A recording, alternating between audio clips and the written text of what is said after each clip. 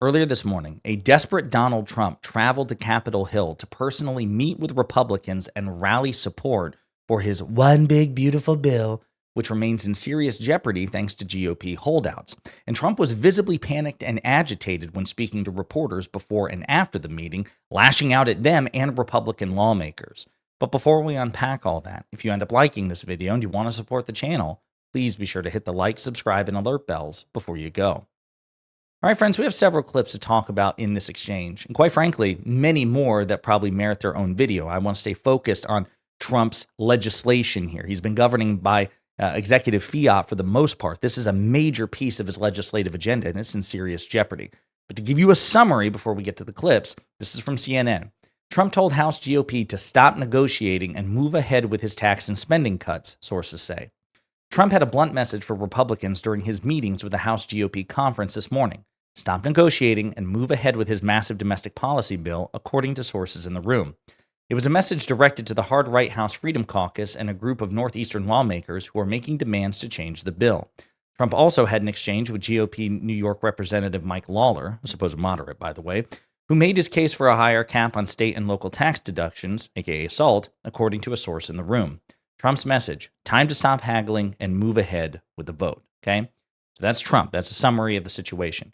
So I want to play you some clips of Trump before and after the meeting where he is, again, visibly panicked and agitated and even lashes out at people, starting with this. Andy Harris said that you didn't adequately convince enough people to vote for the bill. The House Freedom Caucus. You mean after this speech? After this speech, that's what I think so. Well, what do we see at the voters? I think it was a great talk. It wasn't a speech. We talked about things.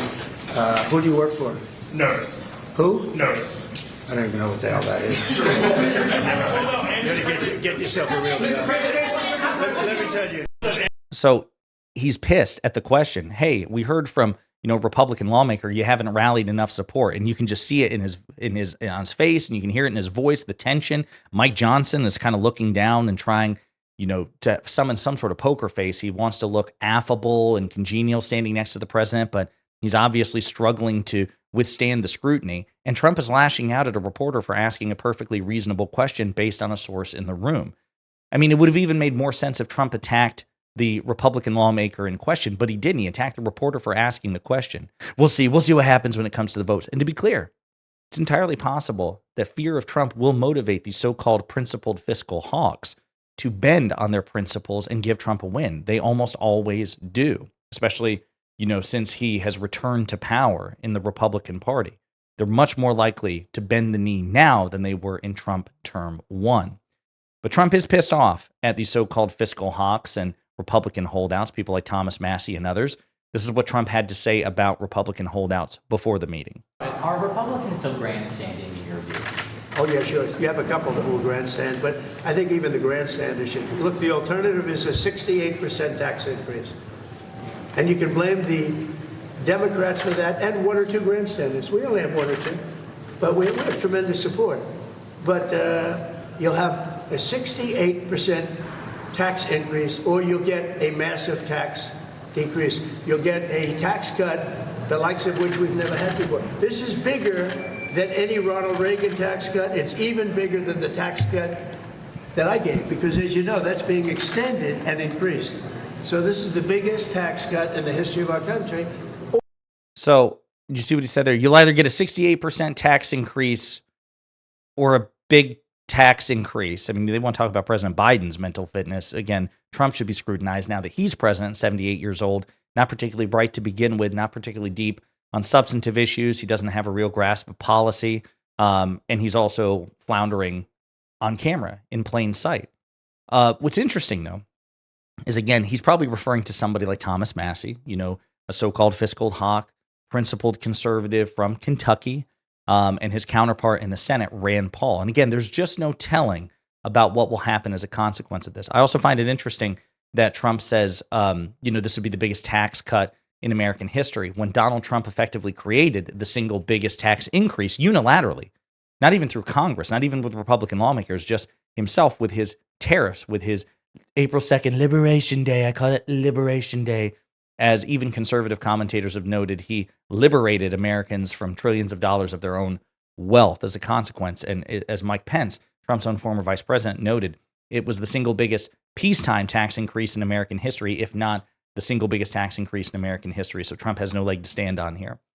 Here's another clip. What are you planning to tell the fiscal hawks who want to delay Say it. this? What are you planning to tell the fiscal hawks who want to delay I'm a this? fiscal hawk. They don't think this cuts enough spending. I'm a bigger fiscal hawk. There's nobody like me as a Thomas fiscal Massey hawk. said that that is more deficit than Biden did, and this bill kind of... Because we have to fix the country. Do you think that Thomas Massey is correct in saying that this is adding Biden level No, I don't spending? think Thomas Massey understands government. I think he's a grandstander, frankly.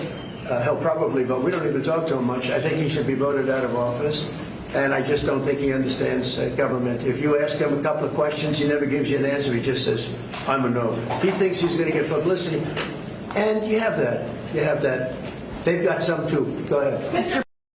You just gave him publicity, dumbass. You're talking about him right now. You're ranting and raving about him, which is making everybody else talk about him too. That's your fault. You just stepped into Thomas Massey's trap, if that's what Massey's looking for, number one. Number two, Massey has defied Trump before. I'll give Massey his dues here. I don't like a lot of Massey's policies, but when he says no, I can't think of a time offhand where he has told Trump no and bent the knee to Trump. Unlike Chip Roy, Thomas Massey's pretty consistent.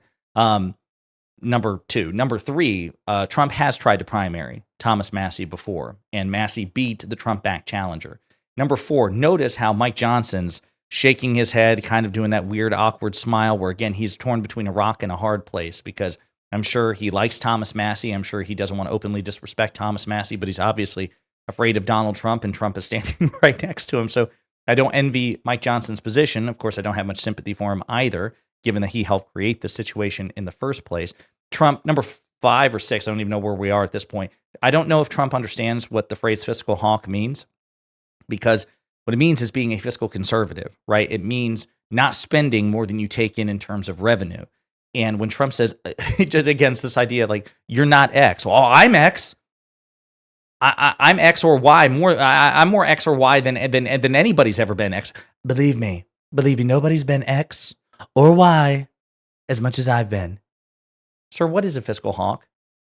It is, you know what, fake news. Next question. That's how that exchange would go.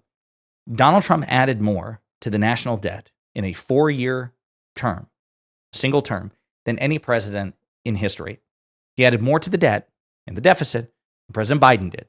That's just a fact. So when anyone tells you that Trump is a fiscal hawk, let alone Trump himself, he's a lying sack of shit. He's just objectively wrong and inferior to all of his predecessors. And Mike Johnson knows it. So does the congresswoman standing next to Trump as well, but they're just too afraid to say anything. Trump was also asked about the cuts that his one big beautiful bill would create for hardworking Americans. And when I say cuts, I mean cuts to their savings, cut to their resources, and also cuts to people who benefit from government programs like food insecurity programs, like SNAP benefits and things of that nature as well, the things that people need in order to survive. This is what Trump had to say. Very much. You campaigned on lowering the price of groceries. How will you justify cutting food assistance in this bill? Let me just tell you, the cut is going to give everybody much more food because prices are coming way down. Groceries are down. Eggs. You told me about eggs. You asked me a question about eggs my first week. You said eggs. I said, I just got here. Tell me about eggs.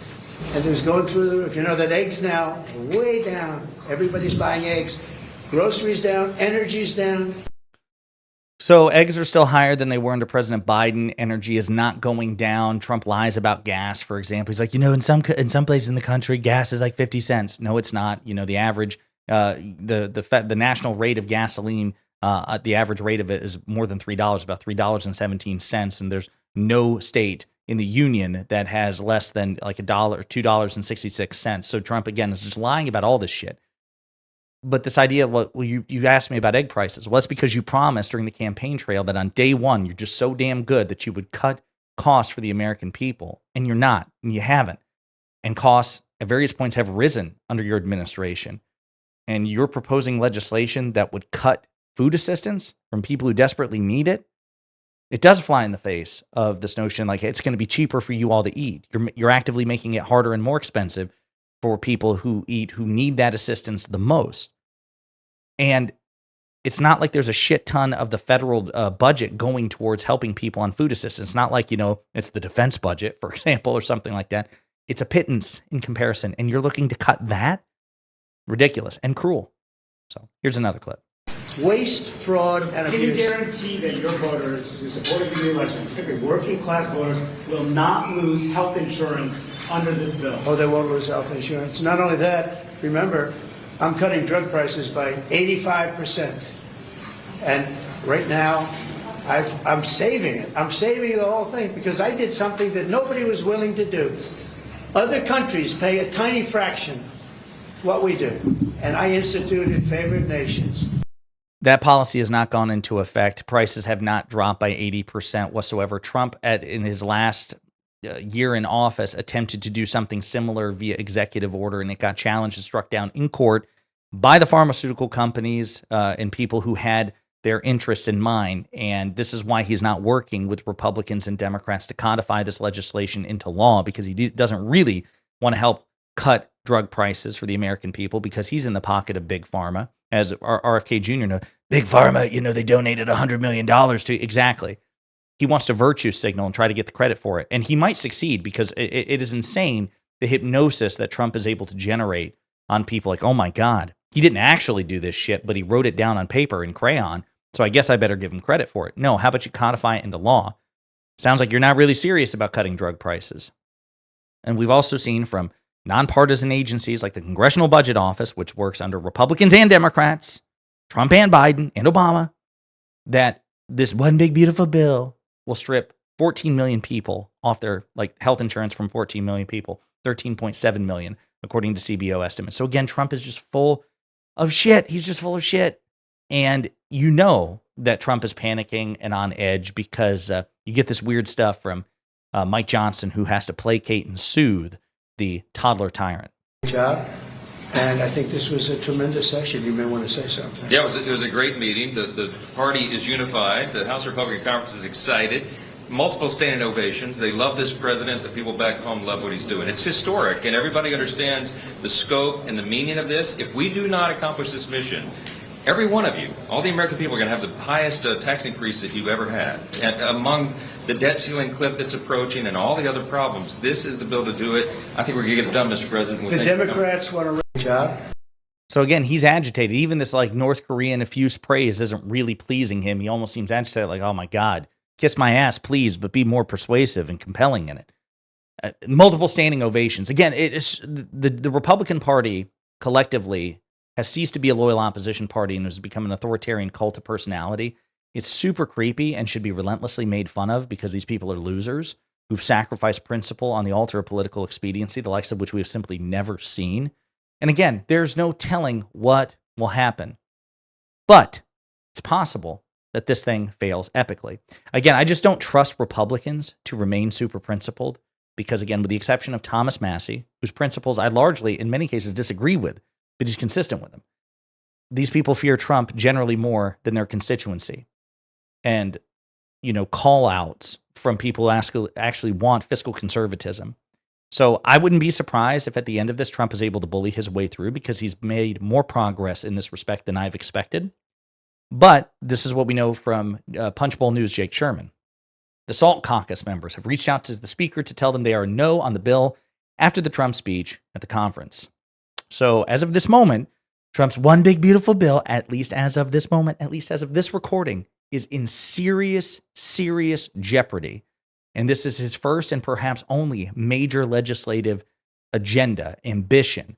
And it's in serious jeopardy, which is why Trump is so agitated and visibly panicked. So let's savor the moment and hope he fails miserably and has to work with Democrats on a more comprehensive, more progressive piece of legislation, which will help those in need the most and not be focused on tax cuts for the rich.